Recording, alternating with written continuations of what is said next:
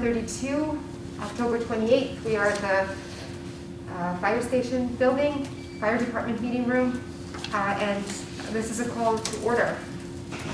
So I think the first thing that we need to do is accept minutes from the previous meeting, October 20th.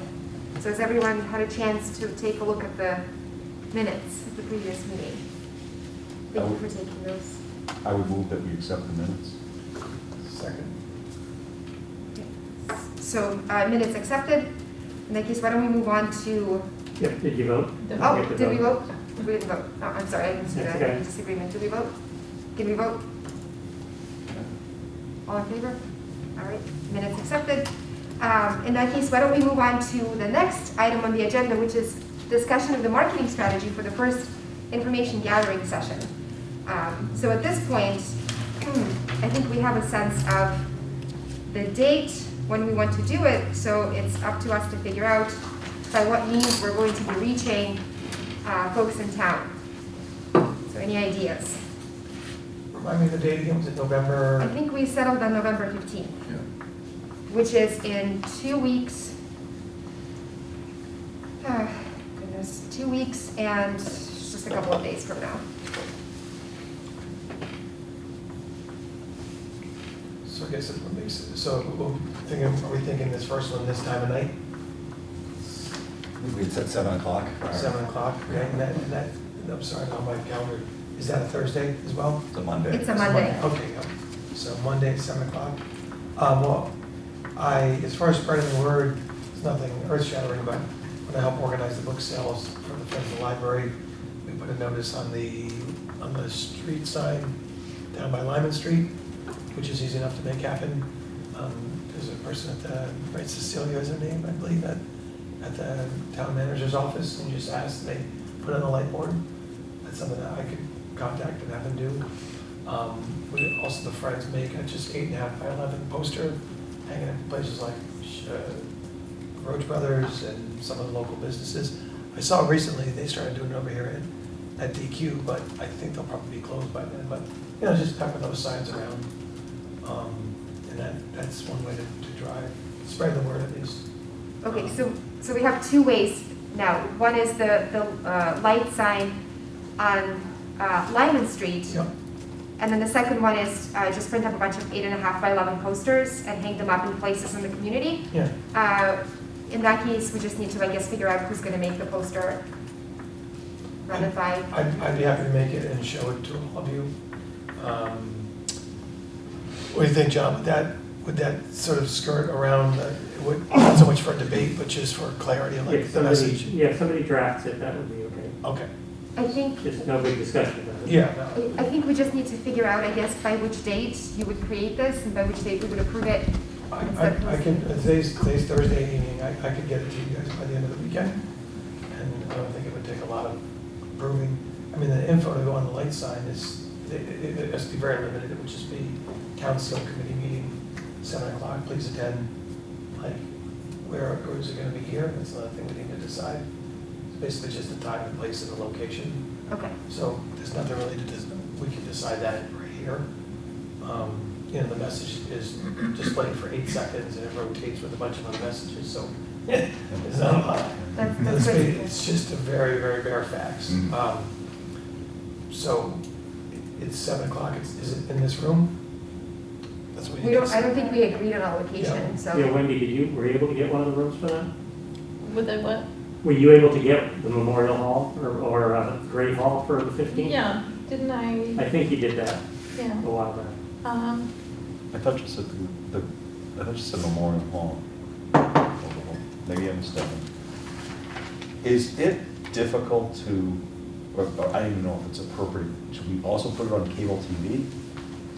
Is Yeah. it not unnecessary to do No, that? you should do it. I mean, every meeting, what I've learned from doing town meeting outreach is every meeting's possible. Every means Yeah. possible. In fact, I have a Google Doc of local press contacts. I will email you guys. Okay, that's Because helpful. you need to do that early next week so it could get published the following week. Because typically they need to have stuff by Thursday or Friday of the week before you need it. Okay. But I'll send you the email addresses for people like the community advocate and things like that. Yeah. Okay. And this poster could be the kind of thing that is appealing PDF and it's put in some of these electronic outlets. But we would need to decide, to help write it, we're gonna be doing it at Forbes. Okay. Is that right? I don't have it down that I called them, but did I tell you I did? I I don't have it down, but I will tomorrow. Yeah, we And, can circle yeah, back to each other. I mean, I think the Forbes building is a nice big, Yeah, I'll check. I'm pretty sure I did, but. I didn't write it down. Just a quick note, so once you create a PDF, mhm. maybe also save a JPEG of it so we can share it on the local community, like social media pages, so Yeah. that the Heart of Westboro, Wicked Wise Women and all those. Yeah, Because those tend to have a large audience, there's thousands of members of those, and I'm thinking that those would reach quite a few people. yeah. I think we can put it on the website. Did you already say that? On the town Put it on the website? website, yep. I'll give you the email too. There's a way you can get it sent to the town email list of meetings. So I can give you that email address too. So to recap, we have several ways we're doing this now. We're going to place a notice on the light sign on Lyman Street. We're going to have physical posters that Eric is going to create, and we're going to distribute them in the community in various places like supermarkets, the library, schools, Exactly, yeah. the post office, right? Then we are going to place some kind of an informational ad on cable TV, and John is going to reach out with local press contacts, and we're also going to add this on the website. And there's also the social media component. So maybe we could divide up this work and just one person takes a domain and we all contribute in some way. Well, I'm happy once we just nail down the exact location to reach out for the Lyman Street light board and make the poster, and once the poster's approved, make 2 dozen copies and hang them up. That'd be a fun thing to do with my 6-year-old son. Go around and put them up. So I'll take care of those two. And then if you share the JPEG, I can handle the social media. Yep. I can do the website. For the press contacts, like what I do for town hall outreach is typically write a short little press release. So so what I would maybe do is just have the committee authorize the chairman or the co-chair people to write a press release. Again, since it's not an opinion piece, it's just a fact, so here's what we're doing. Right. Public information session, blah, blah, blah. Yep. Because typically, if you give them a PDF, what I find is that if you have 2 or 3 paragraphs explaining, here's what the committee is, you're having a meeting for public input, here's when it is, where it is, then they'll usually just do it verbatim, or they'll call and ask a few questions. So I would just have the committee authorize the co-chairs to submit a press release for the event. That way you don't have to have a meeting again to do that. I'm willing to do it. Why don't we do this in cooperation and collaboration and yeah, we can submit that. Easy enough? You're thinking like that kind of press release comes to like community advocate? Yeah, for the press contacts, they typically want a little bit of a blurb to do that, so. They want more, whatever will fit on a poster, they want to have something pre-written that they can edit up and put into something. I'll give an example too. It's similar to what I put out when I did the call for this committee. Yep. Perfect. I think that's all we need to do. Does that sound like a comprehensive plan? Yeah, bearing in mind that we're going to do a number of these so we can sort of see how successful that was and Right. sort of do a little post-game analysis on it. Yeah. And also I know that in the future we'll be thinking about different times and different locales to try to hit, one during the day or at the senior center, that kind of thing. But it's a good place to start. Got to start somewhere. So I think emphasizing it's the first of several, Yeah. as you talked about at the last meeting, Mhm. will be a key thing for the poster as well as for the press release, just so people know that if they can't make this one. they'll Yeah, get I more. would, on that poster, put yeah, the word, just- like for this, even for our discussion about this, what we're talking about, for the agenda for this meeting, that was something I had suggested that we made sure that we emphasize that we're talking about the first information gathering session, because then people would infer that there will be a second Yep. information, Right. at least a second one, Yep. Would it be too much to have some way to ask people how they heard about the meeting, when they leave? Like a ending survey kind of? Yes, After the yeah, meeting? exit survey, Yeah. just tell us quickly how did you learn about this, just so we can figure out what's reaching the most number of people. I can print, put a little check card or something, I can bring that along. Sure. So maybe we can leave that under the seat Yeah. along with the other stuff and just clearly mark that as something you're taking away. Yeah. Or something rather you're leaving behind in like a little Dropbox or something. Yeah. Okay, well, I think this moves us nicely to the next point on the agenda, way ahead of the schedule, to discuss the meeting organization for the first information gathering session.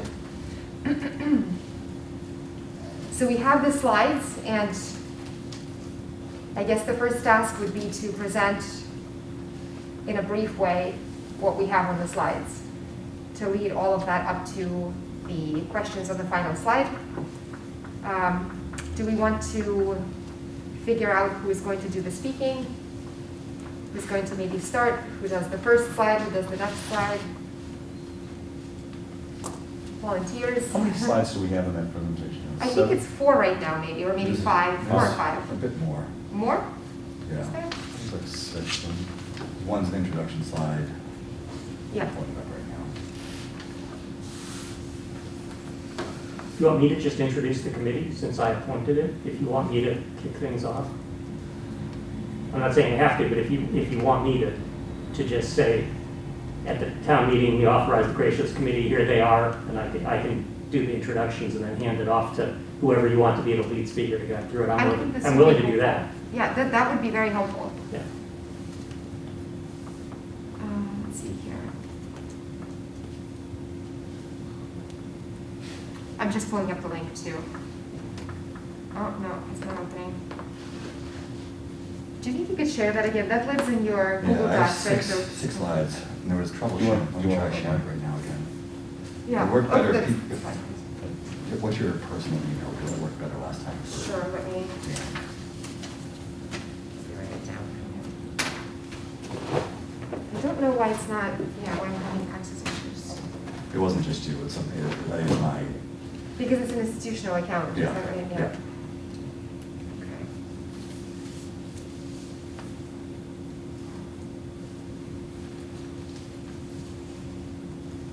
So John does the introductions. Please ignore the. And then we go into the slide that says what we do. John, do you want to do that slide?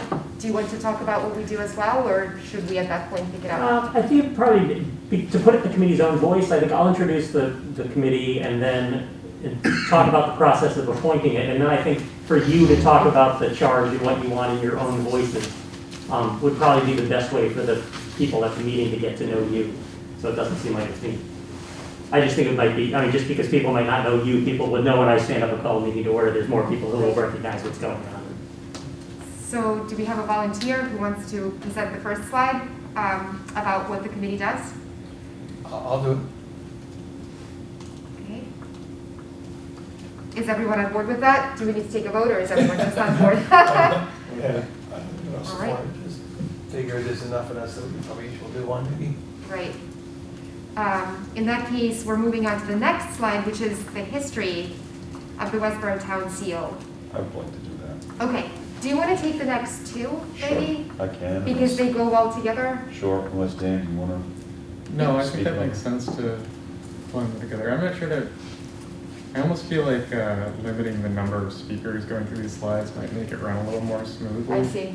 Because So we're not minimizing pausing. position. Yeah. That's fine. My thinking is where let's assume the community does not know the people on the committee. Yeah. Then by having multiple voices, I think it shows that we are working cooperatively together. That's not being dominated by one person.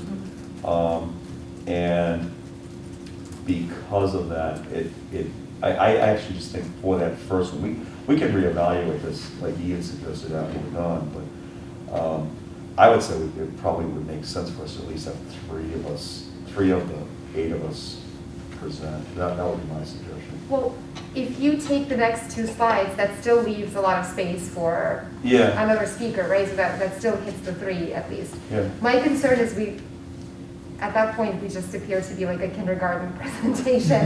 If we just have a lot a lot of speakers and each person just says one line kind of deal, that just feels like elementary school all over again. So do you feel comfortable doing the next 2, 3, and 4? Yeah, that's fine. I'm Okay. fine. Okay. Then, which leaves us with questions for consideration.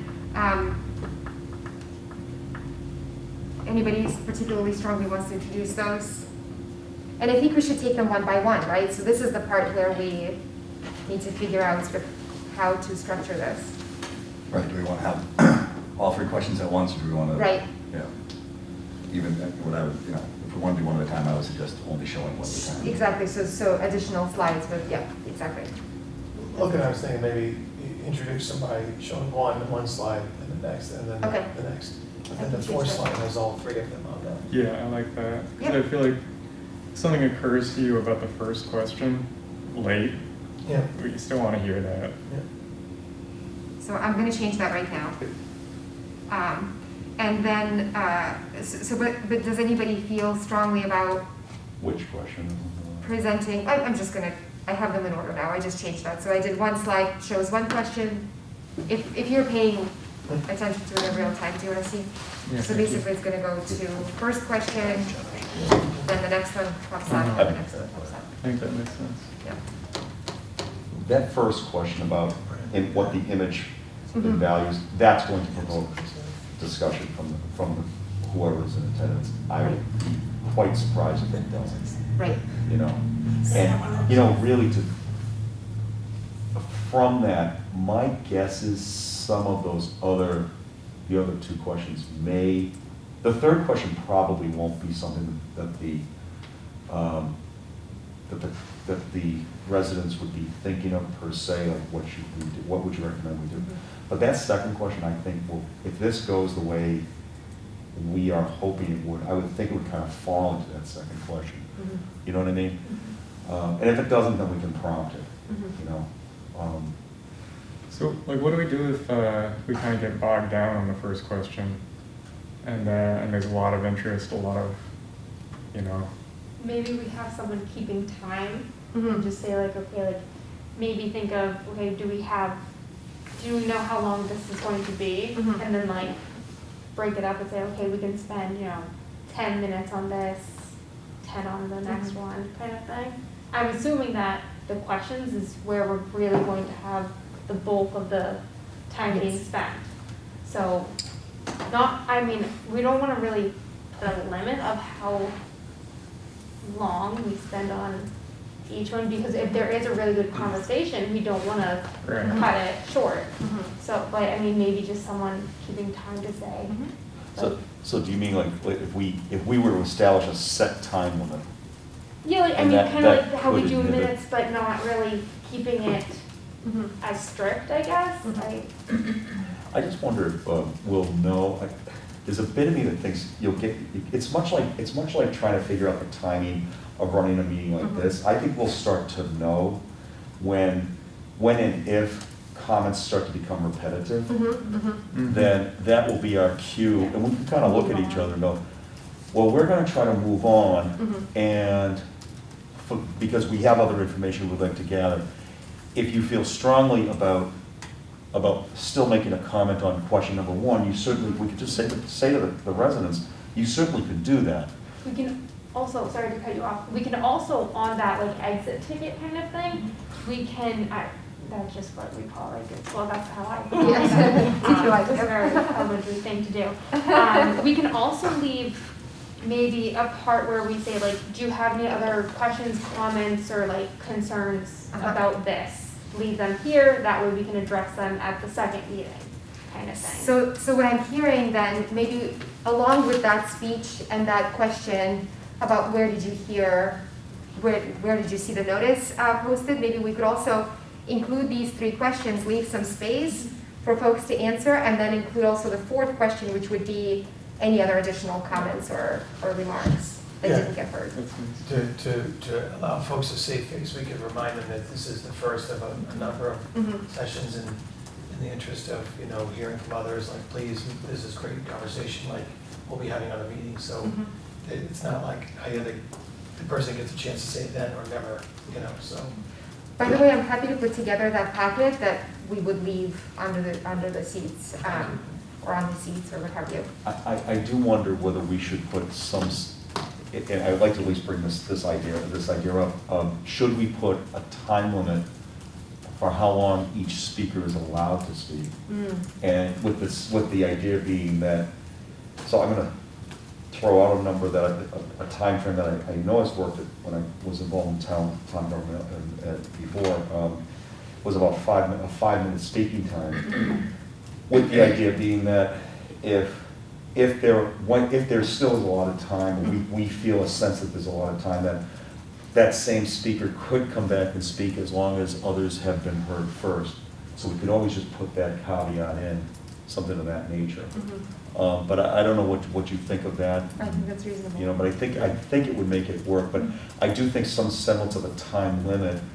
The other thing is, for a public hearing, do we want to put a time, an ending time for this? Because I think that might also be helpful for people who are coming to the meeting, to know that there was going to be, there would be an ending time, A. B, it's different from a town meeting where that could just go on. And that Right. I'm worried that might dissuade someone from coming to the meeting. Why don't we say 7 to 9? That would Is be my reasonable? suggestion. Yeah, why don't we say 7 to 9? And if we don't use the time, fine, and Right. we'll have a better sense after that whether that's appropriate. Yeah. Because at the max, then we would be 24 speakers if they all, is my math right in there? Is my math right? No? I laughed because mental math. was No, wrong. I think I'm correct on that, right? So 12, if it was 5 minutes a person. Yeah, it'd be Yeah, it 20, would be- 6, It'll be 24, My yeah. math is right. 12 per hour, yeah. Yeah. 5 times 12, 60. So that would be 24 speakers. But that also includes our time. Right, so that's mostly, right, Yes. a little bit of Yeah. our.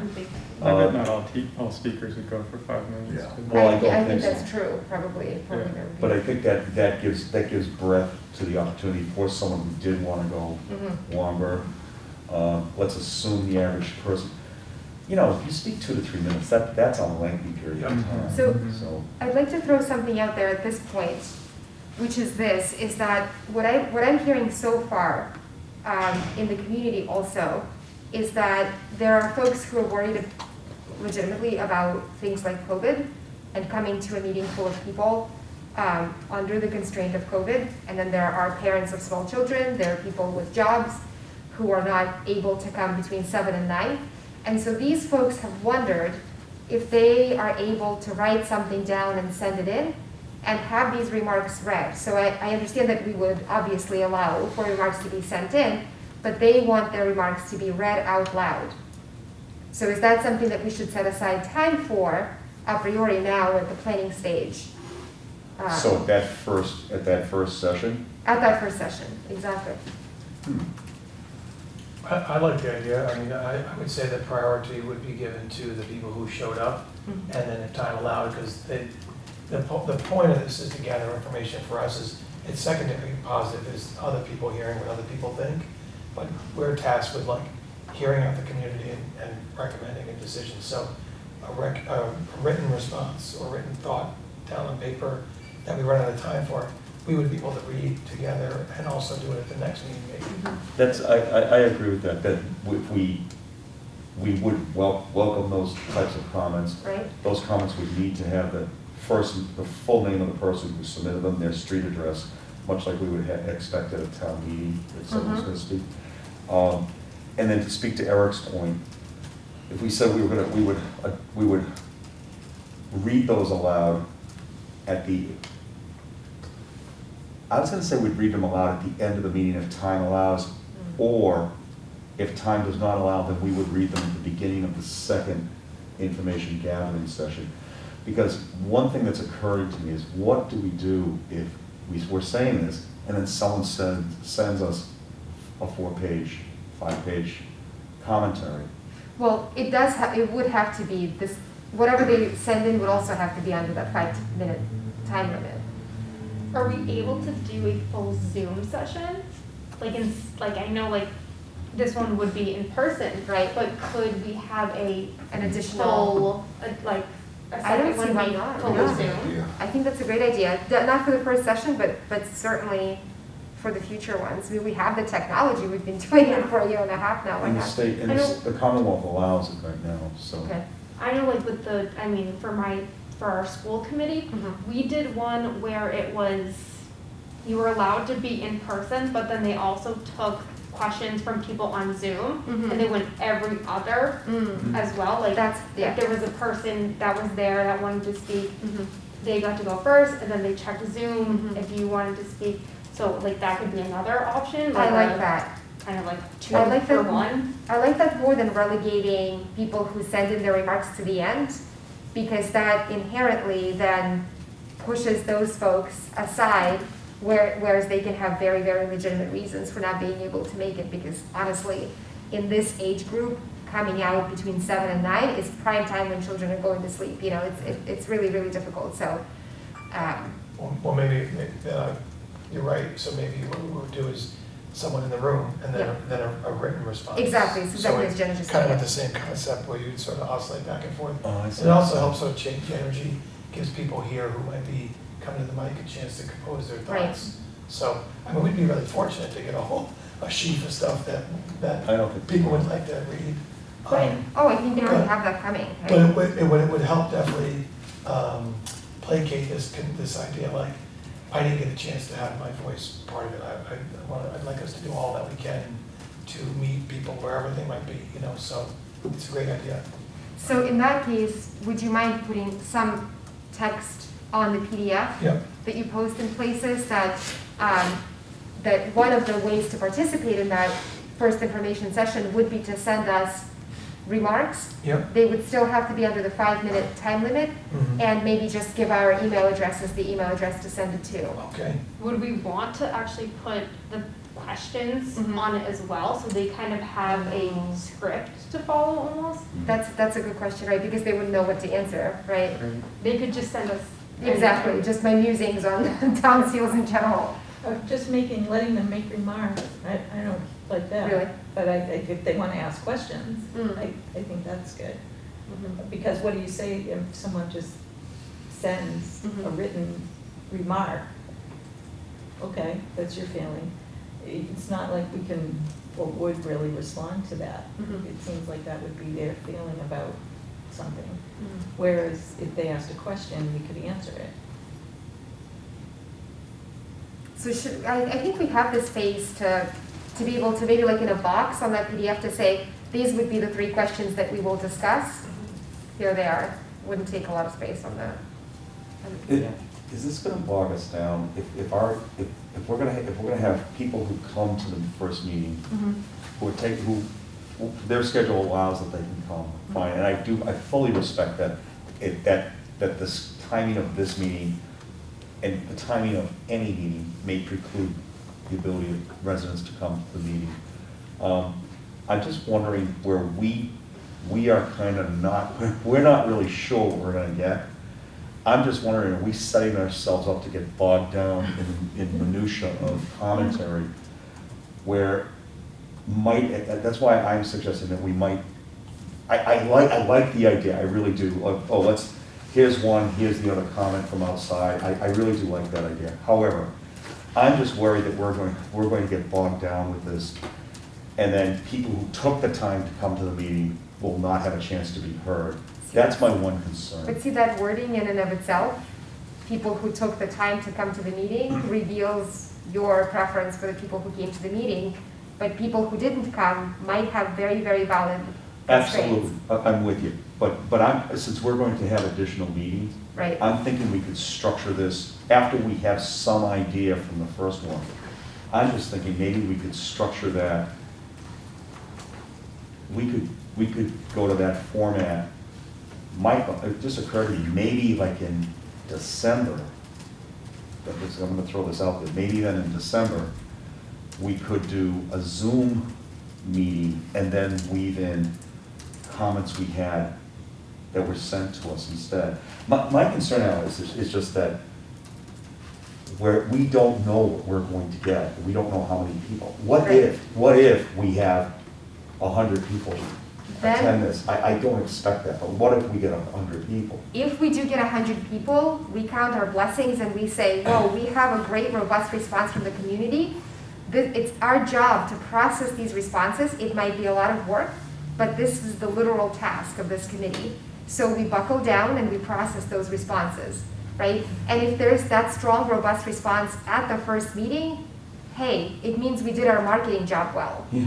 Well, I think Nick's point is that a robust response would be wonderful, but if we are, I don't know, say privileging, having this kind of back and forth between written comments that are read aloud by the committee, people that are here in attendance, it Yep. does tend to sort of bog down discussion. It doesn't really allow for discussion of issues as they arise. And if we are going to, which I'm strongly in favor of, when Jenny first brought up, I thought you were suggesting that every other meeting would be in person, Zoom, right?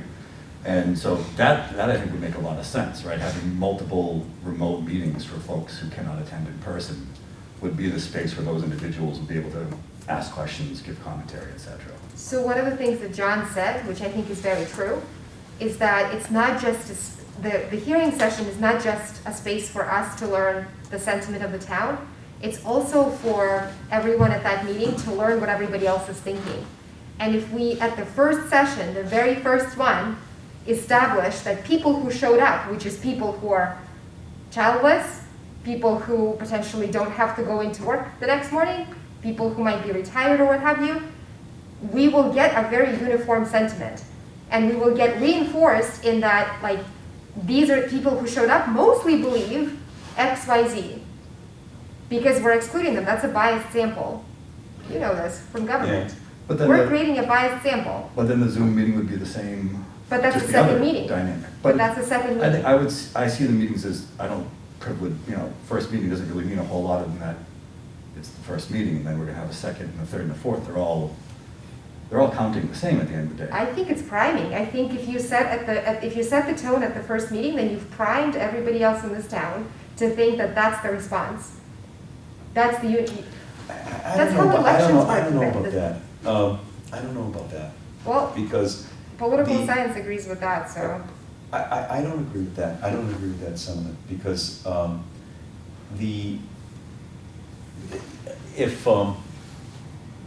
just thinking of the dynamic of people coming to the meeting and then listening to someone speak and then being able to respond to someone who spoke. We go to a Zoom format, for example, let's say for the second meeting. That's going to be a completely different dynamic. We could then build in to that meeting responses that we got from the community. Because you could use the same argument that what if every time we read something aloud, well, it had one particular, that's going to be biased too, that there are people who are unable to go. Well, that's why we alternate, to avoid the bias. Yeah, I don't know. Or maybe, like, John, is it fair to say that the information shared at a town meeting is not a debate? Like, someone stands up and says something on this meeting on the 15th, the next person doesn't confront them that their views are wrong. I mean, it's a chance for people to present information but not have a debate with one another. I like that. I mean, right, John, like at a town meeting, it's. Well, I mean, somebody has to run the meeting now. Yeah, I mean, it depends on the person who shows up. I Yeah. mean, things can go off the rails, but Yeah. somebody has to be ready to I mean, try we to sort can of manage establish it. clearly, especially this first meeting, listen, as we said earlier, the committee's task is to find out what people think, and these are the questions we're using, and we'd love to hear what questions you would suggest we would throw out there for our next meeting thereafter. But it's a chance to receive versus more of a back and forth amongst us and them. And like, I personally, I think I'm going into this, if someone has something to say, I just want to listen. I'm not gonna, set the record straight. And Right. I don't think this is necessarily what we're trying to do Exactly. here. I think over time, if there's a huge misperception that can clearly be corrected by the historic record, maybe with Tony Vapor, it's like, we can put that out there to say, listen, this is what is being claimed, this is what most historians, Smithsonian, like, we get to that place down the road. But if this one's more like, All right, so this gentleman stood up. What'd you think? Thank you so much. Someone from home wrote this. Yep. Get that out there. I like that. It would definitely diminish the exchange back and forth, but how much do we want that? Are we So- really trying to foment that? Well, and I was gonna bring that up as a second point, which I think we may need to talk about also, is do we respond, do we not respond? Right, When we're receiving this information. That's Now- right. Now, I don't wanna take us away from the point about should we do this, should we not, with the submitted comment from home or what have you. I don't wanna take us away from that, but Right. it is another point that I do think needs to be, we need to resolve, at least for this first session. yes. There's a bit of me that wonders, will each session have its own rhythm? In that, let's say that the way you depicted it, Al, let's say that is the case. Let's say that we did hear from residents who were able to attend the meeting, and there is a decided bent in one direction or the other. Let's say there's a decided bent in one direction. Does that then change how we set up the format for the second meeting, first of all? And secondly, do we then solicit more people from more constituencies from the community for the second meeting? Because I would think that, this is where we are having multiple meetings. If that was the case, I would think that if that does then provoke people for the second meeting to come and speak and then, or communicate their feelings, then so be it. But I don't agree that it's going to just then sway the entire direction for the ultimate outcome of the deliberations of this committee. I don't think that's. So that's not what I'm saying. Okay, then I That's not my misunderstood. point. Then you misunderstood, I guess. Do you know that the town just voted, the select people just voted on the Columbus Day versus Indigenous Mhm. Peoples' Day? Do you know which way they voted? I do. Do you know why they voted the Yeah, way I they know the did? whole, yes, go ahead. Right, well, Shelby Marshall, for one, posted a statement, a lengthy statement, 2 PDF pages, in which she said that the reason why she voted the way she did was because of the people who showed up Mhm. and argued the case. So lots of people wrote petitions, lots of people gathered signatures, lots more people gathered signatures and wrote petitions and wrote in who were arguing for Indigenous Peoples' Day. But people who showed up were in favor of preserving Columbus Day. Those people tend to be of a certain demographic that does not engage in putting children to bed between the hours of 7 and 9. That is my concern, that it's not just going to color the perception of this committee, but it's also going to color the perceptions in town. Everyone in my age group in this town is unable to make the meeting between 7 and 9 in person. Everyone in my age group at the same time whom I know in this town also has a strong opinion about the town's seal. They would be dissuaded from participation in the future if they feel like the first listening session is bent a certain way. They're already feeling dissuaded because of how this vote went on Columbus Day versus Indigenous Peoples' Day. We can't turn people away. I feel like that's intentionally excluding people. And I really like Eric's idea about alternating and listening, right? We're calling this a listening session. I think our job should be to gather what people are saying, somehow record that, preserve that, right? And the only way we can ensure equity in that is if we give that voice alternatingly, just like Jenna said they do at these school meetings. I think that's a brilliant approach.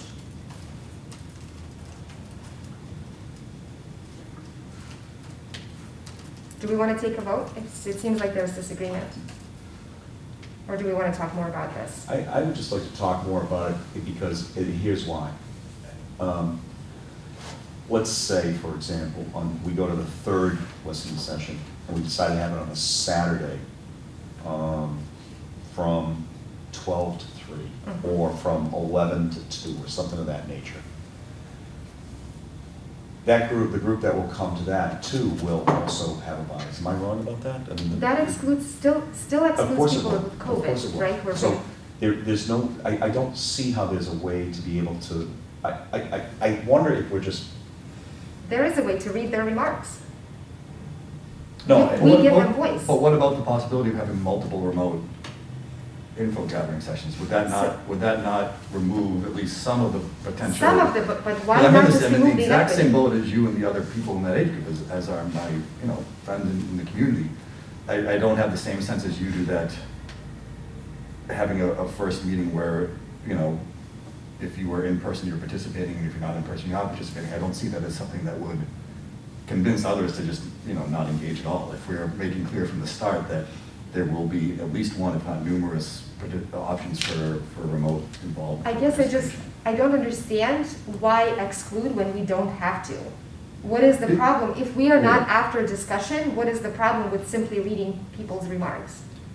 I think the concern is that, and if I remember making point of the potential to bog down conversation into, for those who are in attendance to, you know, potentially not allow people who are here to speak. But what if we don't want conversation? I'm not talking just about conversation. If we're, you know, saying there's a 5-minute time limit, that we go back and forth, then you're leaving the potential for those who attend to not be able to. That's Just like some of the people who would have sent in their remarks would also not get heard, right? So it's just simple, it's math. It's if too many people show up or if too many people send in their remarks, then not everyone will get heard at the listening session. But at least we're not excluding a whole demographic based on whether or not they showed up. So then my concern would be, if you say we're having a remote meeting, then you're going to exclude an entire demographic. Yeah. And So it's the But exact it's not same thing. it's not the first meeting. I think there's an special importance to a first meeting, I understand. I disagree respectfully, but I understand your point. right? Well, Yeah, I too, I disagree with you about that. Again, respectfully, but I disagree with you about that. I don't think that the information just presented at a first listening session Uh-huh. will, if that is the case, then this committee is not doing its job correctly, if that is the case, in my opinion. It's not the only consequence. It's not the only consequences just to sway the minds of the committee. The other consequences that I listed are to the morale of people who are interested in participating might not be interested in participating anymore. Well, then if that is the case, if that dissuades someone from participating in the future, then I would say that maybe their opinion was not as strongly felt as we might first have perceived it to be. Think about media coverage. There probably will be some kind of media coverage of the event. Media coverage in the Community Advocate will probably not be as consistent from the first listening session to the second to the third. Well, we don't After know the that. first, We yeah, don't know but that. please. But after the first session, there will almost certainly be some kind of coverage of the event that will say, so many people showed up and this is what people argue. So people pick up the newspaper about Westboro and read that people who showed up argued a certain way. I think maybe one way to look at it is, if we go back to the charge of the committee, is to gather information. We should not privilege the people who are there. I mean, I was at the Monday special town meeting. What were the number, John? 80 people, 90 people? 110. 110. And when I walked in as a 52-year-old, I helped bring the average age down by about 8 years. Exactly. So if our job is, by what's on ink, is to get information from the community, the wider net we can throw, the more we're adhering to the letter and spirit of our job. Whether the person who showed up, and if we were lucky and we got a fifth as many people as came to this town meeting, we would still have enough time for all of them to talk. Yep. I hate to be cynical, but it's possible we'll get a dozen people. And if a dozen people, we have 10 comments, as to Hala's point, that's gonna give us a greater diversity, or even if it's not diversity, forget what it is, it's a greater amount of information we're supposed to gather from the community. Mhm. So maybe this is somewhat of a debate that we don't have to solve one way or the other. Our job is to hear from as many people as possible. That's How right. do we do that? The people that can come get a chance to speak, the people that can't come can submit something in writing within reason, 8 pages we're not gonna read, and it can be read into the record to help everyone, us and the audience and those at home, get a better sense of what people are thinking. And if there is media coverage, hopefully they would do a good job at getting a sense of that wider rainbow of opinions. Exactly. So, and again, this is our first one. We might be wrong, I could be wrong. You could be spot on. I don't think we're gonna stick with the same formula for every meeting thereafter. No, actually, now that I hear what you're saying, actually, I don't think I am spot on. The more I'm thinking about it, you said maybe 10 to 12 people. That Could be wrong. I could be wrong, That but probably is more likely what we'll get. Yeah. Now that you think about it, I was thinking like if we get 40 or 50 people, of that 40 to 50, what if we have 30 people want to speak, 35? I'm just thinking of the logistics of it. Well, if you did it on a Saturday, you'd probably get more people. If Maybe, you do it during the week. but my reluctance my reluctance is rooted in, more reluctant, my reluctance is rooted in logistics. It's not like I don't want to hear from the people who are trying to write, who are unable to come to the meeting. That's not what I meant. My thinking was just a simple piece of logistics, estimating how many people are going to speak. That's why when we started all this, that's why I said, well, let's do the math. If we're allowing 5 minute speaking times, 12 speakers an hour, that's 24 in 2 hours, excluding us also speaking in the introduction. So the reality is we're not going to have as many as we first thought. What I'm thinking is, what if somebody comes to that meeting and they don't get a chance to speak? I was thinking that's not something I want to see happen either. Well, So that was the logistic. Being the first person that would speak after John sets this up, I would establish the context that we want to hear from everyone here in the room. And if that doesn't happen, we've got a card on your seat for you to put your written comments down. This will be the first of many sessions. Some are going to be at home. Going to be remote. We also, since we're desirous of hearing from many voices, we have here some comments of people who saw our poster and were nice enough as active citizens to write down their thoughts. Those will be shared with you as well while we're here. So like, that would be kind of like the beginning of class, right? You'll let everyone know, like, if you would like to share, it will happen. And just be patient as we go through this. We'd hate to run out of time, but God forbid that happens. Please write down, please come to our bi-weekly meetings. Please show up at the next session if you can, or the Zoom session.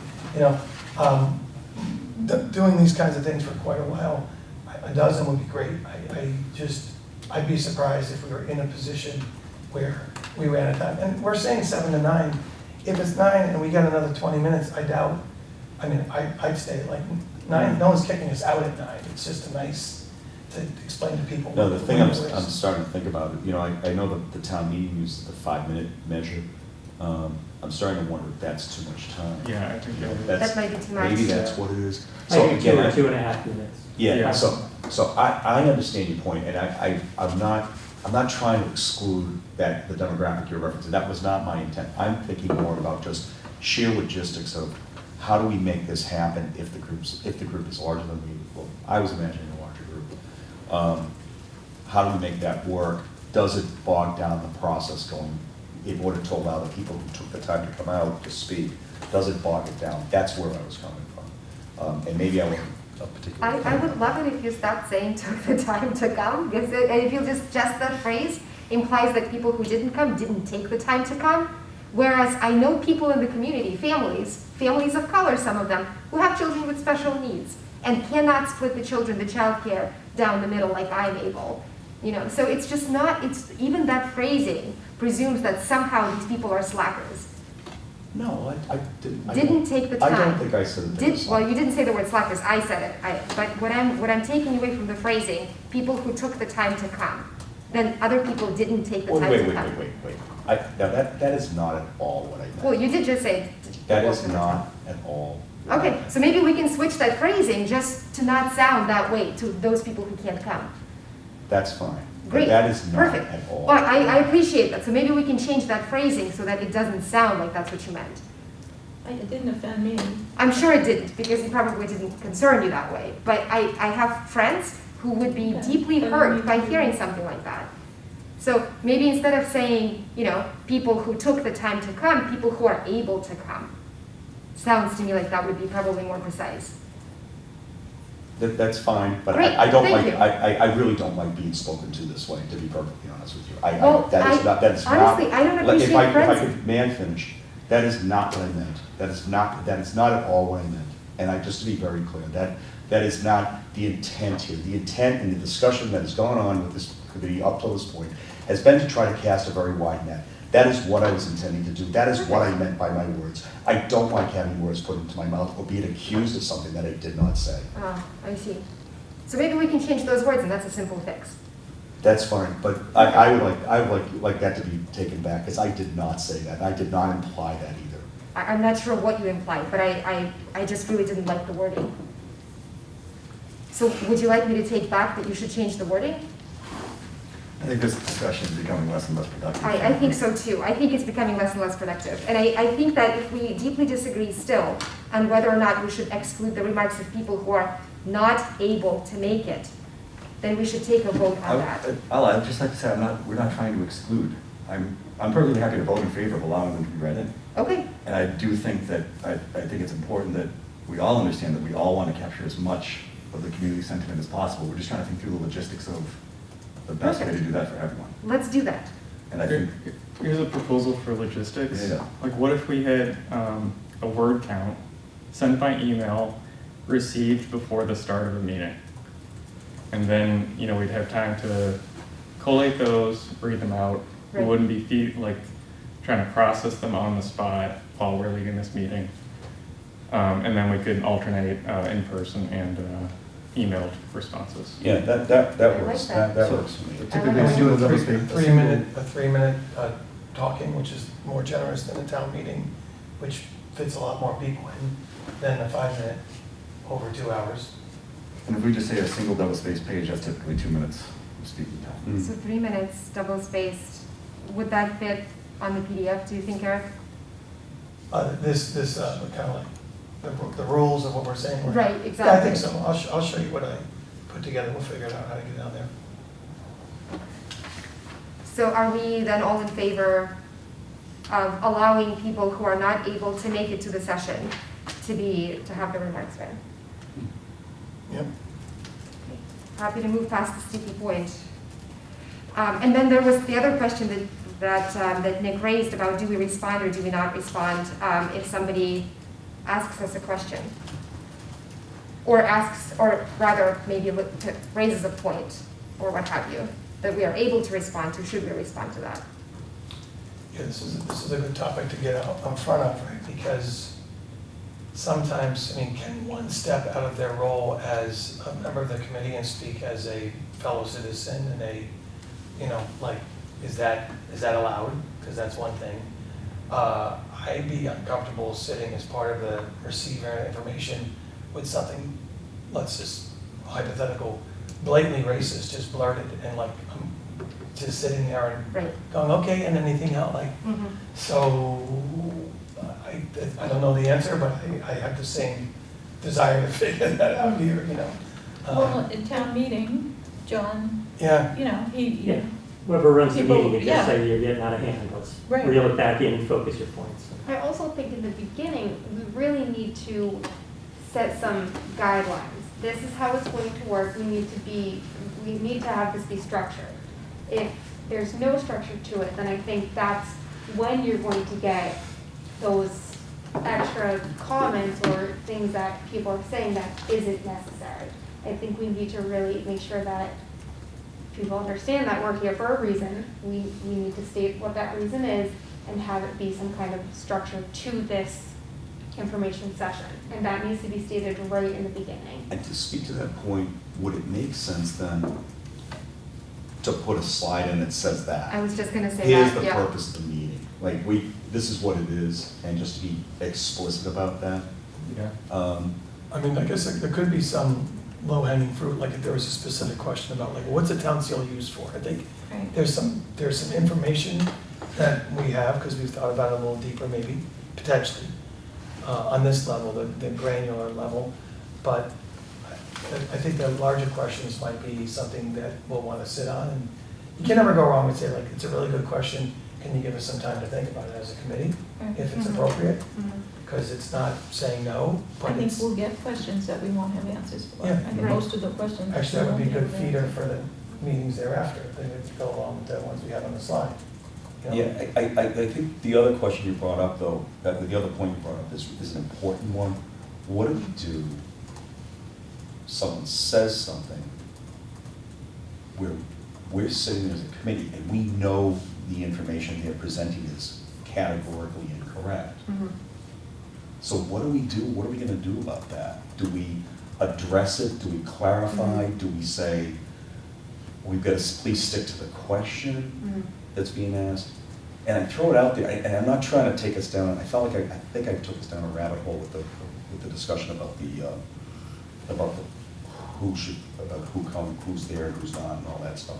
I'm not trying to take this down a rabbit hole. It's occurring to me, if we're gonna listen, then we listen. And if we're going to listen and gather information, then we listen and gather information. And that may mean that, and my question is, does that mean we sit on our hands and just gather the information? So if, God forbid, someone does say something racist, does that mean, do we address it, do we not address it? So, And that's, I think we need to, Or just, basic factual errors, inaccuracies, right? Do those need to be called out, or can we just take it down? No, it's this is what I'm wondering, right? As an historian, do I say, no, it was X, Y, and Z, right? Or is that, it's not the time and place for it? well, as an academic, Ian, do you think that we could just borrow maybe rules of engagement from academia and say, just have a very low bar for what we would censor? We would censor obvious hate speech, and we would censor, obvious falsehoods, right? But we would not create like a long list of Right. rules of engagement. So, Right. we're not going to worry about the positions that people are expressing or what have you, just maybe 2 big rules: no hate speech, no obvious falsehoods. Right, if someone says, well, Eli Whitney wasn't from Westboro. Right. No, he was, That's right? We have to factually correct that, right? Right. If someone says Eli Whitney didn't have a significant connection to Westboro, that's not our place to, because that's a matter for debate, Right. right? And, no, but I think what Mike did express is Eli Whitney invented the cotton gin in Westboro. I think that. it's very easy to say no. Correct, right? but that's my point, like, Yeah. But I think that's But- Alice's point, right? That's a basic factual matter that Right. can be easily resolved on the spot, right? to the 7 of us, yes, okay?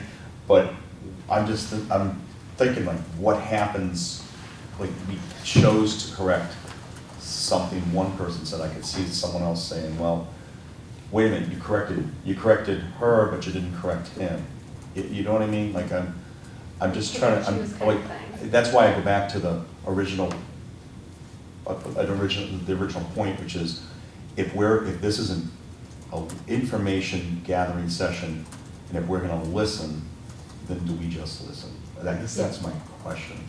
I was just gonna say that. It says right there, first gathering information session. Why do we have to answer anything? We can address something at another session or one of our meetings to, But to speak to Al's point earlier, there will be media there. There may be media there. And if that's the case, and we let something go that's, we well, I know can is see if we factually. knew it was definitely factually That's, wrong. that's, Yeah. that's the question. So should we just draw the line there that we will only speak up if we know that it's factually, Yeah. that for a factual clarification, we frame it that way, not Right. a factual, a factual error, but just for factual clarification. Mhm. This committee will speak up and say something about that and just leave it at that.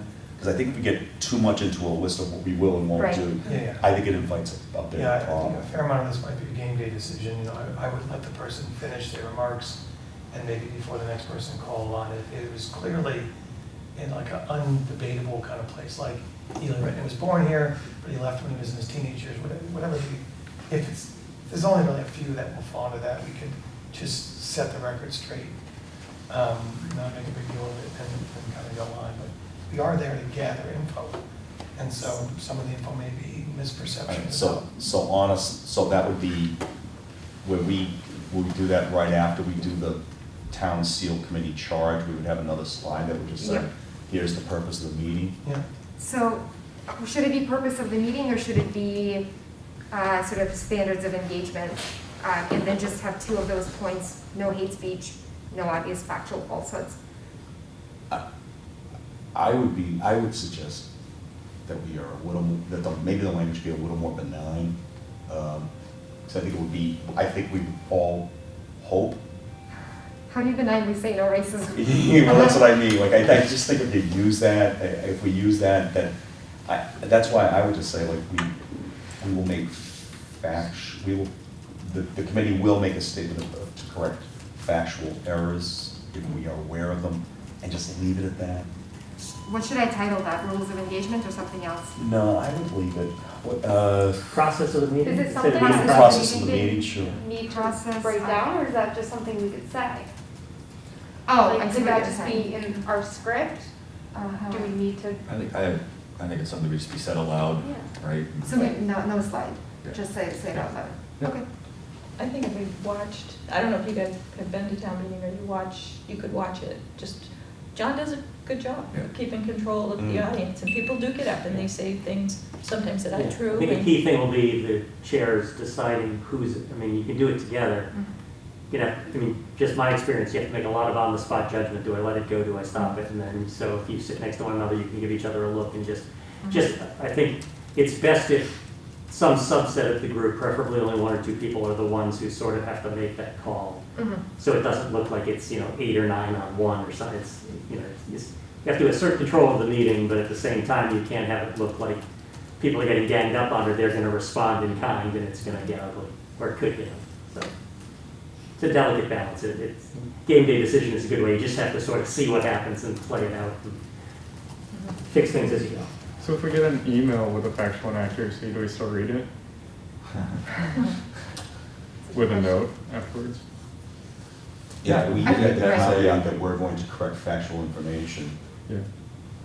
And you know, because then that's kind of, I'm just thinking of like an umbrella state, a larger umbrella statement. So if somebody does make a racist comment, then that would also be something, I guess that would be, well, it could be factual too. In other words, that would give us leeway to speak up. Does that make sense? So in other words, like, yes, my answer to that question would be yes. You would read it and then you'd fix the record. And then after fix the record. We would not read racist comments. Right. No, Okay. no, I mean like some factual information that Right. the person has in the statement. Right. Okay. No, I would not. I would not recommend that we do that. Yeah, I agree, yes. I don't Let's just think- agree that it is. I would be very surprised if that happens, but maybe I'm wrong. I know like we have to, we're looking at like the extremes and things, but I just think if we do that, it might better prepare us for the likelihood that none of it happens, you know? Sometimes Or very too, rare. people say stuff at town meeting, and I think the audience, John may stop it or not. The audience If I notice kind it, I of, stop it. looks at it and goes, okay. Again, you don't stop people and say we don't hear your opinions, you just try to Right. focus them on the topic, and that's why, if you have your questions, Right. you can say like, we're veering, just think in your head, again, preparations, it's best to prepare and not need it. But what I do is I try to think ahead, like if this happens, what'll I do? And then I have my gavel and I say, we're here to focus on these questions. Please, please keep your comments directed at these questions. Okay. So it sounds like we have a fairly good idea of how we're going to distribute information to make the meeting happen. And we have a fairly good idea of how we wanted to proceed once it does come into being. I think at this point, we're ready to move on to the last point, well, next to last, the penultimate point on the agenda, which is a discussion of a list of relevant stakeholders. So this would be not for this listening session, but for future listening session. As a reminder, we talked about at the last meeting about not gathering input from the entire population of Westboro, but instead meet with groups in Westboro in a more targeted way, those groups that might be a stakeholder in this matter. And so this would be a good time to suggest groups like that we can maybe start reaching out to and planning for future meetings or listening sessions with them individually or maybe in concert, I don't know. So any ideas so far? Are you thinking like maybe, because I see there the flag that has the town seal on it, like, kind of like municipal employees, like the firefighters and police officers, and Yep. does the town have, Did I send an email to You everybody? did. You did. Oh, okay. You did. Yeah, they Wendy all sent kind an of email up today. said who uses it on what. And most people just use the letterhead, Yeah. I think. But it was mostly significant with police and fire and DPW. I think it would be the list is probably a little more expensive than that, but it would really be great to hear from those folks, because I'm maybe making this up, but working for the town is gonna, I think, embolden or increase their affinity with the town and have, thoughts on it. I mean, some of them wear this seal on their sleeve every day of their professional lives. So it'd be wonderful to hear from those. When we talked about this last week, I was thinking, are we also thinking about maybe other civic organizations like the Rotary Club, the Civic Club, the WCLT, or those just groups we could reach out to put what we're doing on notice and let them know to kind of drum up getting people to come to our meetings? Is that what we're thinking about, all of the above, or?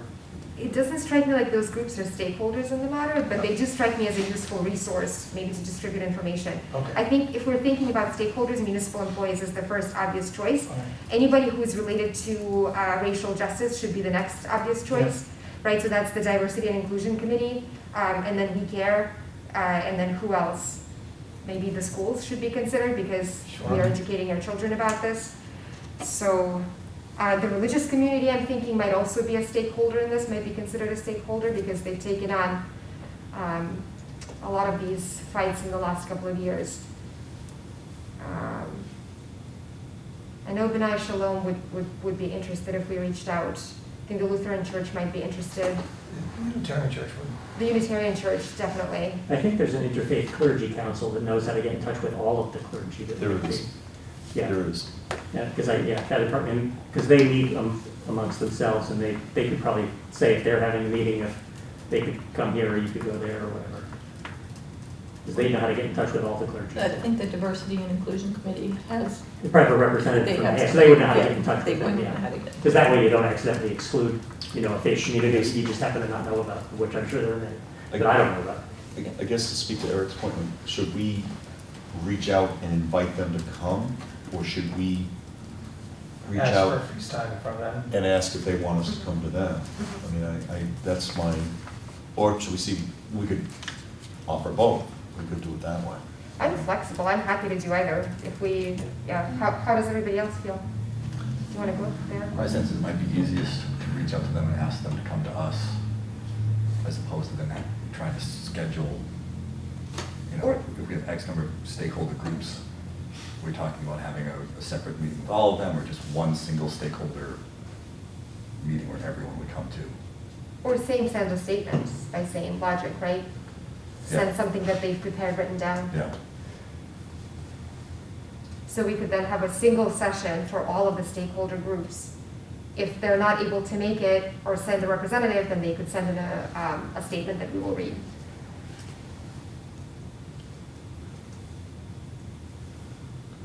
Do we want to think more about the list of these stakeholders? Because this is very fresh, we just started brainstorming. And we're not going to start doing this until our first listening session is over anyway. So should that be our homework for after the listening session to come up with? Well, if I'm correct, we've got, I mean, we have we have 4 larger groups, right? The municipal employees, I think the schools, my question with the schools is, who would we want to listen to from the schools? I Do we don't want to think the listen? schools has much with the town seal. I think somebody responded that they have their own logos and. The only that thing kind I of can stuff. think of with schools is in 3rd grade, one of the Common Core standards is I mean, I don't know it like off the top of my head. I mean, it's something with like you need to understand the history of your town and like locations. Mhm. I think that's like what it was. Like I know when I was a 3rd grade teacher a couple of years ago, we did a town project in Milford where the students they had to make some kind of scrapbook, and they got certain point values for like looking at different things, and so that way they learned the history of the town. That's the only thing I can think of that in 3rd grade that is one of the standards that they have to cover.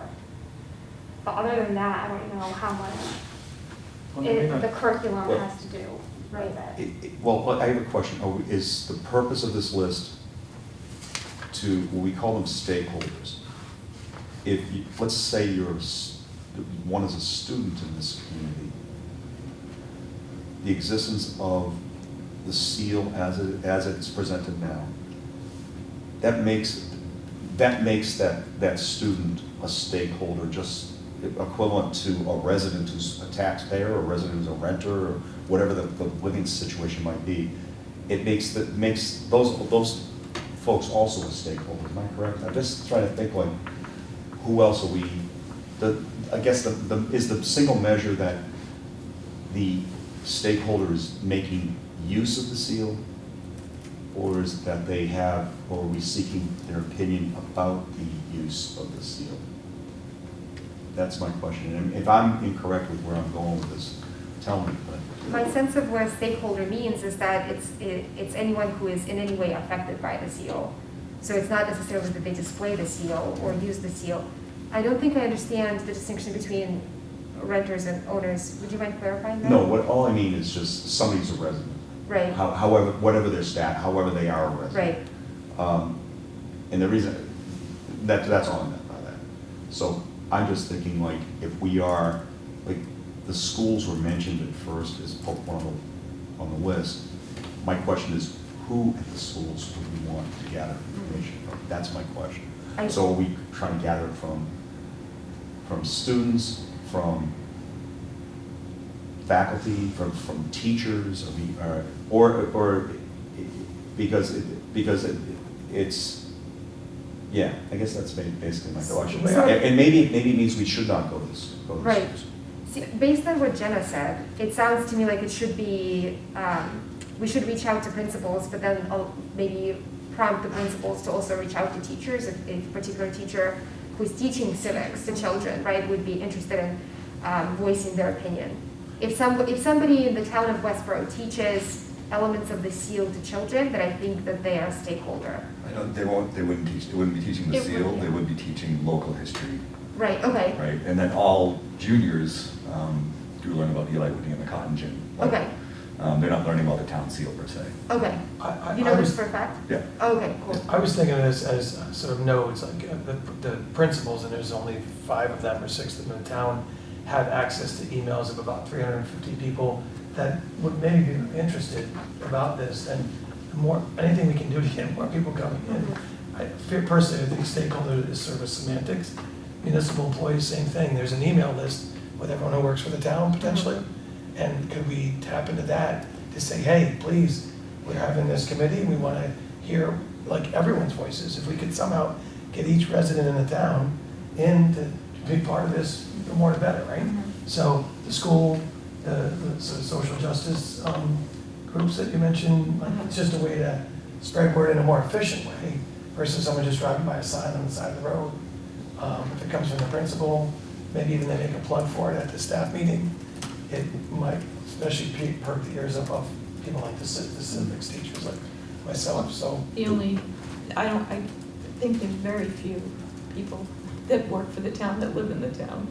Okay, yeah, so, The reason I mentioned students is because the seal, as it's presently composited, was devised as part of a contest with Right. students. So that was why I brought up students. So high And- school students then? Yeah, and I also think that that would not be a bad civic example for example, a 7th grader or a high school Well, student. there's the new requirement in the state curriculum that in 8th grade, they have to take part and engage in some sort of civics-based project. That's going into effect, I think, this year. yep, And it could just be, I think to Eric's point, an opportunity, not necessarily to treat them differently, but to get engagement, from a different demographic of the community. I'm just thinking if we did reach out to a principal, well, the principal went to the students and said, this town committee wants your opinion Yeah. about this. What do you can come to this meeting, we schedule a time. Or provide us with, written. Or provide as a class, a written response, which Yeah. might be just as appropriate, sure, what it would be is just as appropriate. I'm just thinking that it would be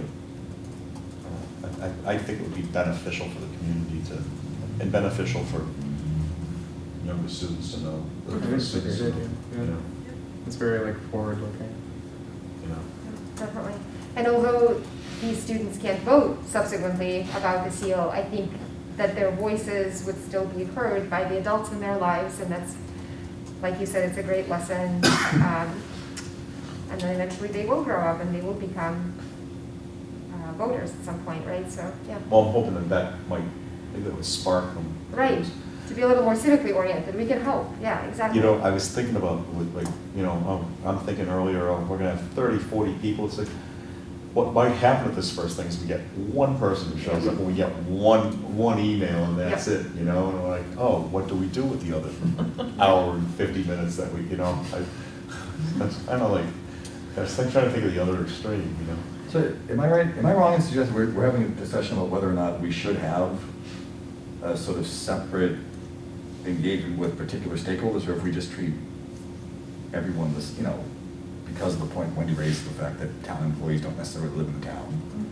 And we're having a hard time figuring out which particular groups have a, you know, a particularly vested interest in the use of the town seal. Should we just say, look, these are just networks to advertise, but we're not necessarily going to, you know, seek out their specific opinion or their specific perspective. We're just going to use them to raise awareness and try to draw as much feedback as we can through their networks. That's kind of how I thought of it. So then you can expand it beyond that to, for instance, I used to be on the board of directors for the WCLT, so I reach out to the current president and he taps into the 80 people that are active in that. It just lets them aware that what we're doing, and maybe some of those people come. Right? You're more likely to go if Yeah. you see it on the sign, right? Just any way we can spread the word, any nook and cranny we can go into, why not? Yeah, just a reminder, I'm the one who brought this up because when I was rereading the charge to the committee, the town meeting article that created the committee said that the committee is charged with considering whether or not the town should adopt a new town seal after a public process that shall include consultation with a diverse group of stakeholders,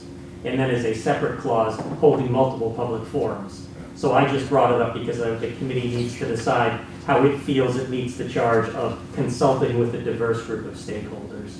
You know, and that, there's a lot of overlap with multiple public sessions, but depending on how you interpret it, there may be some not overlap. That's the only reason that I think it's on the agenda, because I brought it up that the committee should consider how it meets that part of the charge. Is there a traditional way or an accepted practice of how this town has reached out to a diverse group of Not stakeholders? necessarily. I've heard. So that would still be left to be. Yeah, I mean, I think it's up for. I guess because the seal, what it could stand for and represent, could impact pretty much everyone in the town. Everyone in the town is a stakeholder. I don't want to have a debate about who is considered a stakeholder. They all are. And anyone who lives in this town and someone from outside the town sees that that's our seal and has something to say about it, they're impacted by it. So I think we're lucky. Like, they're all stakeholders, right? These That's what I groups was here, trying to say, really. like, Yeah. so I think it's valuable to do this, but any way that we think there's a network of people that would be more likely to open the email and read it and show up, let's by all means do it, right? So the land trust, the Rotary Club, the Civic Club, like, those are all folks that may show up. And I don't, what would be the downside to tap into that? What do we got to lose? At the minimum, we get to the end when the article comes out saying, I didn't hear about this, we can say, look at what we've done, man, for months and months and months we've been trying. So just to go back through a short, well, it's 1, 2, 3, six groups, and there may be more after we think about it, to go back to what Alan was saying, like maybe we need to think about it more. The municipal employees, which would include police, firefighters, Department of Public Works, and I would generally say people who work in either the Forbes building or Town Hall, just generally. The diversity and inclusion group or committee, the religious community, Interfaith Clergy Council. the Interfaith Clergy Council, and then within the schools, principals who would reach out to teachers and principals to whom we would ask to reach out perhaps to students. So that's 1, 2, 3, 4. If we count them separately, police department, fire, EMS, folks who work in the Forbes building and in the town hall, that's 1, 2, 3, 4, 5, 6, 7, 8, 9, 10. That's almost 10, and then if we included Civic and Rotary Club, just as examples, that's 12 groups, you know? So like a municipal employee who doesn't live in the town, do they have a voice in this? They're not They don't have a ultimately vote. going to be able to Yeah. vote at a town meeting about it. Right. But Well, they not- can make not their our feelings students, known, right? right? But I Yeah. would say we should find out their feelings. If they're wearing the patch on themselves, then, If they're gonna have to wear, yeah, I But mean, shouldn't they be like representative of the residents of the town? oh, that's a good point. Well, for, if, as one of our sort of asks is that the person identify themselves and where they live. Someone who lives in Grafton and cares enough to show up at this because they have a strong opinion, I don't know, I'd like to hear them out. I think we'd be surprised if that happened, but, Right. I mean, it would be hard to police that, would it? Have to check IDs at the door, like, you know what I mean? So, if that happens, sort of, so in other words, if we had somebody, we'll make something, let's say someone from North Grafton comes to the meeting and it turns out they work in the fire department. Yeah. I think we would want to hear from that person, you know? I mean, Yeah. don't you think, Carmine? I guess I'm responding more to like our efforts to reach out to that community as a stakeholder. Yeah. Not that we'd like bar them at the door from speaking if they wanted to. We sent even letters of inquiry to fire chief, police chief, the head of the DPW, the director of the DPW, just as examples. Could you please, we want this information, here's the email address, we want their opinion, please have them send it to us. Yeah, I mean, I don't think. Wendy, what do you think, being someone who works in town hall with some Would that folks work, that don't Wendy, work, or no? that don't live in the town? I personally wouldn't care what someone else from another town thought about what we do in our town, because it would kind of be like if you went to town meeting, and you're voting on whatever it is that's happening in our town. If you don't live here, and you don't pay taxes here, and you might work here, but I don't know that you really have that much of a say, and I don't know, I'm happy to hear what anybody has to say, but I don't know, I think they raise issues that, I don't know, maybe if you lived here, you'd care about or not care about, I don't know, I think it would just get too far out, beyond, it's kind of Westboro's issue. And I think there's enough people in this town that could express their opinions. This might be how you tweak the messaging from meeting 1 to 2, which is calling all residents of Westboro, could kind of be sort of a banner to make it, to orient it, that we're seeking feedback for the people that have a say in the ultimate decision. So again, we still might have folks, like the debate in Shrewsbury about the colonial, someone might have some momentum and really have some thoughts about these changing of these cultural icons. And, we're not checking IDs, they show up, they might have something to say, but we can make it clear. We can even, if we have this, all right, we're gonna limit the time for people to talk, residents of Westboro, kind of thing, but we can maybe make that call after the first meeting, where we might be discussing this, and it's a moot point, because if we have a dozen people showing up, 8 of them want to talk, that's gonna fill 40 minutes, you know what I mean, so, I'm thinking we get 2. yeah. I'm just saying. You're swinging wildly back. No, I'm just saying. It's gonna be 160 No, people. I'm saying it more just to bring some levity, and I think your point's well taken. So is this maybe for, like, kind of next phase as to reaching out to these different groups? We weren't thinking about So action steps with this, I think so, but I do think that we need to be a little more thoughtful about this list. right? I understand the sense of urgency, and I appreciate Nick's action in the last meeting, in the meeting before last, which spurred us all to organize this first session in November. But I think that if we can create a longer list of stakeholders, then we can be a little more systematic about reaching out to those stakeholders. And I also don't see us reaching out to them until after the first listening session anyway.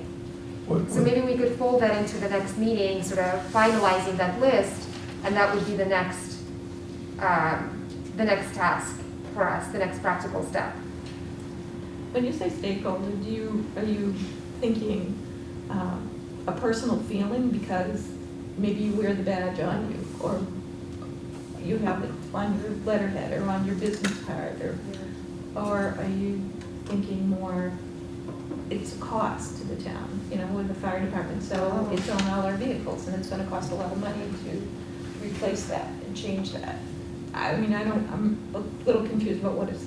This is John's fault, he threw that word stakeholder in there. So And I like Dallas, anyone who's affected by it. It's a very broad umbrella. Right. If it affects you in some way, then it must make you think some way, and I think it behooves the committee to, if the town seal in some way affects people because they can think of the expense or what it means or what it doesn't mean, I think it's best to think of it in a broad sense and just see what it evokes from people. In the field, or in the field of public history, and that's how the term stakeholder is used, is anyone who is affected by the issue under study. Good. Okay. So I think that the difference between this chunk of work and us speaking with the community at large, with the town during the listening session, is that these are groups that might have an opinion as a group. So we would be reaching at one point, at the same, sort of with one fell swoop, we would be reaching maybe 50 people, whereas one person just delivers one opinion, right? And an organization like the Diversity and Inclusion Committee would deliver an opinion from whatever do they have 12 members or something like that? So it's not that it's qualitatively different in the sense that we're still talking to people who are affected by this. It's quantitatively different because we are just getting sort of a more efficient delivery of common opinion that is held by a group.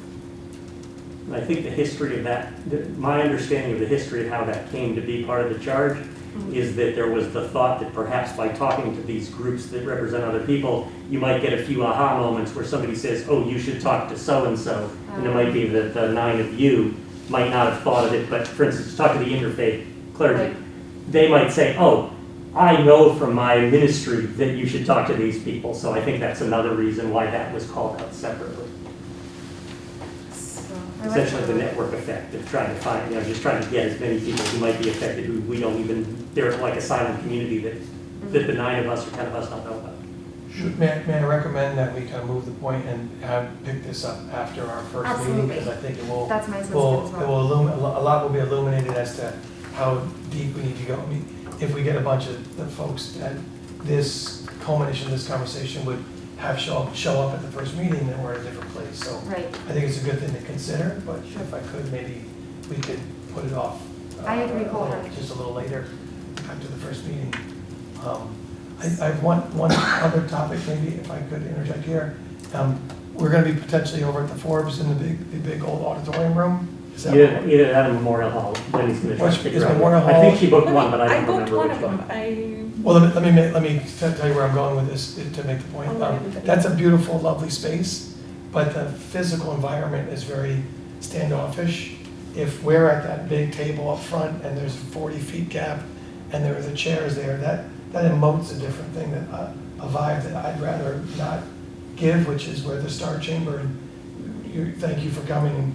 Like, for instance, if we had it here, Either one? I'm just saying, like hypothetically, if we had it here, Yeah. and 7 people showed up, I'd make a box and we'd all sit together as a group But what about COVID? with us. Well, COVID's, we could make a big box, but if you've been in that room, it's gonna be hard to have, it's very intimidating. It's 40-foot Are you ceilings, talking the Forbes building? the Forbes building. Yeah. We're in the Great Hall, second floor, Forbes building. Yeah, and if it's a 7 or 9 of us and 11 people, like, I get COVID, definitely, maybe one of the things we could do is walk the space and figure out, like in the classroom, the lesson will be won or lost based on how I set the chairs up.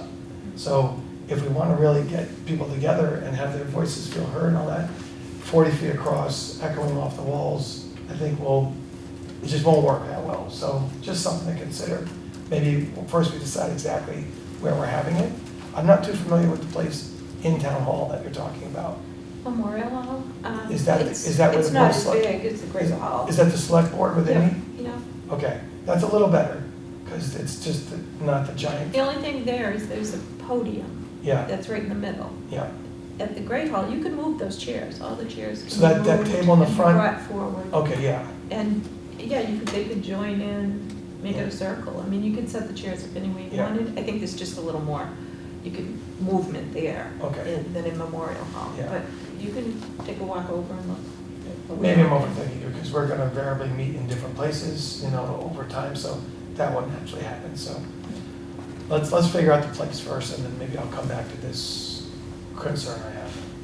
I mean, you can go over there anytime Yeah, Yeah. during the week, just, Wendy emailed us, did I book the yeah, Great so it's the Hall? Great Hall Yeah. informs, in the fourth. Yeah.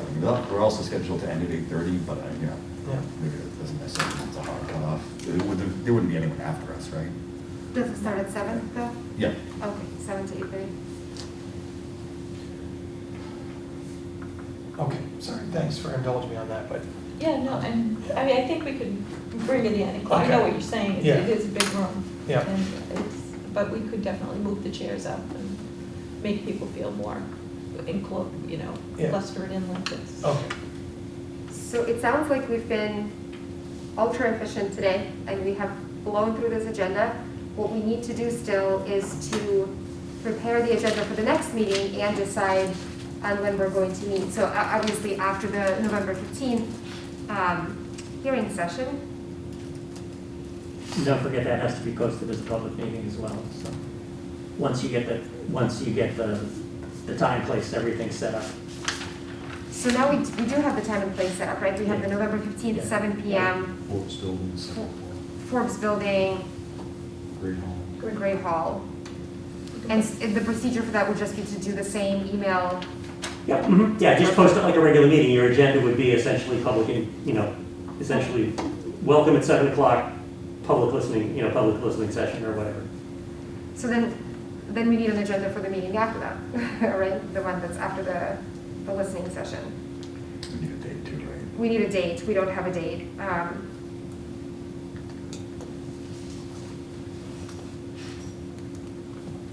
So, That would be what, the 18th of November?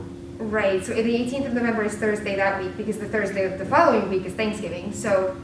But I thought the reason the listening session wasn't the 18th was because too many people couldn't make it, so you may just want That's right. to do it after Thanksgiving. But then also, well, right, but then also the reason why we chose Monday was because Thursday I thought was not a possibility for most folks Yeah. afterwards. So we would need to take some time after the listening session.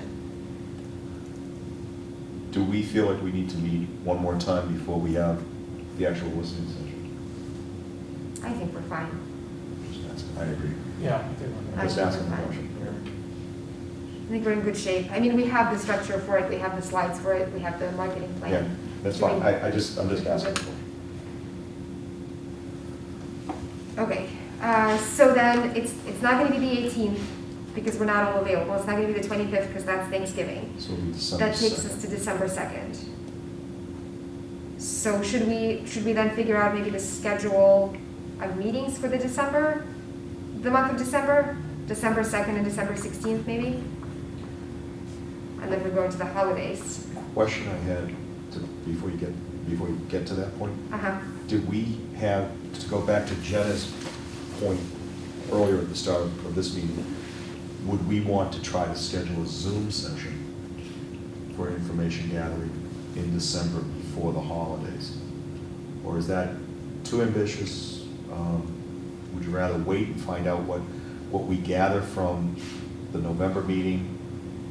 But then if that's gonna push us into January, and I'm just thinking a Zoom thing, Mhm. it'll be a different constituency, obviously, but might it be beneficial for us to try to schedule something? If we were going to do that, I would suggest something early in December, like December 6th or December 7th, something of that nature, if we were gonna do that. But if I'm pushing this too hard, say so. I think we need to meet I think we need to have a sense of how the first listening session goes, and then have a meeting at which we discuss how it goes, which will give us a sense of clarity, I think, on what the next steps should be. We will definitely hold that Zoom session, but I'm not sure that we're gonna wanna hold it immediately after the first listening session, based on how it goes. Yeah. Does that make sense? No, it does. I just worry that if we're not gonna meet as a committee till the 2nd of December or Mhm. thereabouts, right? would we realistically be able to arrange something, Yeah. whether in person or remote, before, you know, holiday season for everyone? My concern here is that over the course of this month, we've had really pronounced momentum to try to get Yep. this work done. And will we now, because of the onset of winter, the onset of the holidays, and then trying to gather what we learned from the first info session, will that now slow it down? And if it does, it does. I mean, that's just meant to be. My thinking was if we are going to go to a Zoom session, then that negates our worry about whether it excludes people certainly excludes people who are either not tech savvy or what have you, or tech comfortable, I suppose is probably a better way to phrase it than tech savvy. But does that preclude us from gathering some information additionally from potentially a different group of constituents or residents? My thinking is I would, if we could, I would like to try to do something in December. If we were going to do it on Zoom, fine. I'd prefer to do it in December, because then we'd have 2, and then we'd have probably 3 to 4, almost 4 weeks, probably at least 3 weeks to digest the information. So we'd What have if 2 we- different ones. That's a really good point. What if we tentatively say middle of December, like the week of December 13th to the 17th? We figure out closer to that date, but we tentatively plan for that week to be the week of the Zoom listening session. Yeah, I'm fine about that, but I'm doing all the suggestions and talking, I don't mean to. I think that makes sense. I think that makes sense. That also bumps our meetings or conversations with stakeholders, which I'm not entirely opposed to. I think that it's probably more important at this stage to have that Zoom meeting before the holidays. And it gives us more time to figure out the list of stakeholders. I like that idea. Why don't we say that? Are we all in agreement for that week of December, or is anybody out? I mean, do we object to meeting 2 weeks in a row, or maybe it's fresher in our minds? I don't know. There would be a week Like in December between. 2nd and then December the next one. For us to meet to, You said December 2nd, so it was December 9th? no, so I guess what I meant was if we meet on December 2nd as a committee to talk more about logistics, maybe we discuss the Zoom listening session, and then plan the listening session for the week of December 13th through the 17th. So that gives us some breathing room there. To plan, to post things, to market things, to prepare for that Zoom session, but we're not setting the date right now, I guess, until we have that first listening session and see how it goes, so that we can be a little more flexible. Yeah, a fair amount of work that got us to this point, we'll have behind us. That's So on the 2nd, it's conceivable that we could do what we need to do, and then the next meeting would actually be a Zoom, That's true. a more open meeting, and this is open, but yes, I think that's a good idea. And we can pencil in now the 2nd and the 16th, and finalize exactly what the 16th will look like on the 2nd. I like that. Yeah. So your point. Is everyone in agreement with that plan? Yeah. Okay. Okay, so then we need to figure out, the last thing we need to figure out is what we're going to talk about on December 2nd. The agenda for the December 2nd meeting. So should we finalize the list of stakeholders that meeting? We should finalize the list of stakeholders, About lessons learned from our first discuss, meeting. yes. So it's a discussion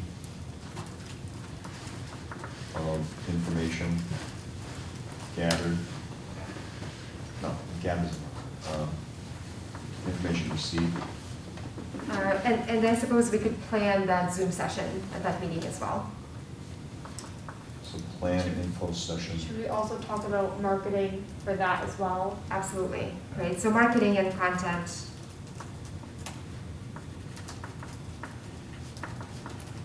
I think that'll keep us busy for 2 hours. Especially the discussion of the listening session will probably take most of the chunk of time. So it's finalize the list of stakeholders, Mhm. discussion of the information received from session, info gatherings 1, and then plan info session 2, including marketing and the content of the meeting. Exactly. Is that right? Yes, and then, so this is not on the agenda, but I do just want to make sure that everyone has their homework all set for the meeting on November 15th. We all have our assignments for what we're doing in terms of marketing of this session, November 15th. Is that right? We all know what we're doing. And then I'm going to be also working on the contents of that packet that we're going to put on each individual seat. Would it be possible for the town to print that if I just sent you like a PDF? Yeah. And I so was gonna say, I don't know what I'm doing. The 15th, somebody want me to do that, that's fine. that would be very, very helpful. So I think what I'm going to include in that, well, we didn't talk about what I'm going to include in that. Should we discuss that? So we had discussed previously putting Tony Baber's speech in that. Then we could put these questions with some space to fill in the answers, but then do we need to provide like pencils for that, or do people just come with pencils and pens? I would think we should probably provide pencils, some kind of writing. Okay, Just are we in able to case. provide pencils?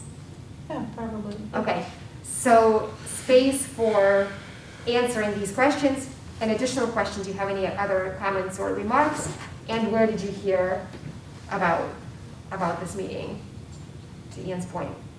And, and I really liked Wendy's idea last time in the last meeting about including sort of like a coloring sheet, right, like a template, and just, take it home, do this with your kids, send us a photo, really involving the community in that way. Do you have a design idea? I really like that. Did I come up with that? Mm. You did. Yeah, you I said think that. so. You said that, and I wrote it down as a great idea. So I think that should go into that same packet.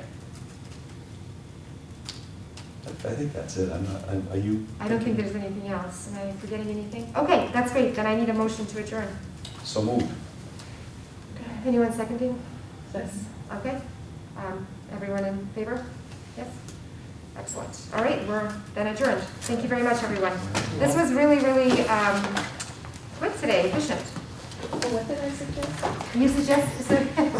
You suggested a coloring page of sorts that would just have Yeah, a it was the empty seal with nothing in it, one of Right. your slides. And You then said, it's well, a tell us your circle. ideas, yeah. Right, and people sort of fill it in, and they can do that with their children, or they can do it by themselves. They can do it while they're doodling, while they're listening to other people speak. And I thought that was such a great Oh, all right. idea. So just a page with the empty seal on. Yeah, Right, yeah, exactly. the So, I empty mean, seal, is it just a circle then, in that case? Yeah, he just added that up, and, use this as the blank sheet to give us your idea. Oh, on the, I was thinking I said it. This is right. Essentially, if you just edit this page to give more space.